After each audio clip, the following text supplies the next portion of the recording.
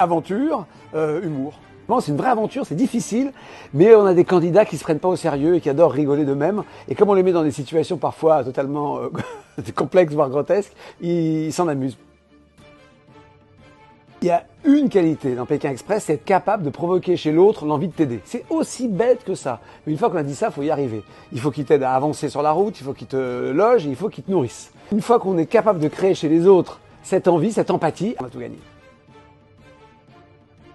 Et je dirais que le meilleur souvenir, c'est étape 1, arriver à Moscou. On ne sait pas s'ils vont arriver. À l'époque, il n'y a pas de GPS, il n'y a pas de GSM, il y a des téléphones satellites. On est en 2005, je suis sur la place rouge, qui est immense. Ils sont partis à Pskov, à la frontière avec l'Estonie. Ça fait 3 jours et demi que je ne les ai pas vus. Est-ce qu'ils vont arriver? Et ils sont tous arrivés, les uns après les autres. Et les caméramans qui accompagnaient m'ont dit, écoute, ce qu'on a vécu pendant 3 jours, c'est juste fou. Et j'ai senti qu'on avait quelque chose.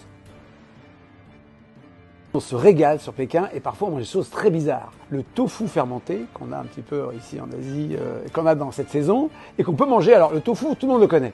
Mais le tofu fermenté, je vous le recommande. Essayez et vous allez voir, mais bouchez-vous le nez avant de le manger. Il faut s'inscrire pour participer à Pékin Express. On est en concurrence avec 45 000 personnes, puisque nous, on s'arrête à peu près une fois qu'on a 45 000 candidats chaque saison. C'est une grosse concurrence. Il y a beaucoup de gens. Il faut s'inscrire plusieurs fois. Là, on a des binômes qui sont inscrits pour la 4e ou 5e fois, parce que ça montre aussi ta motivation. Commencer et recommencer.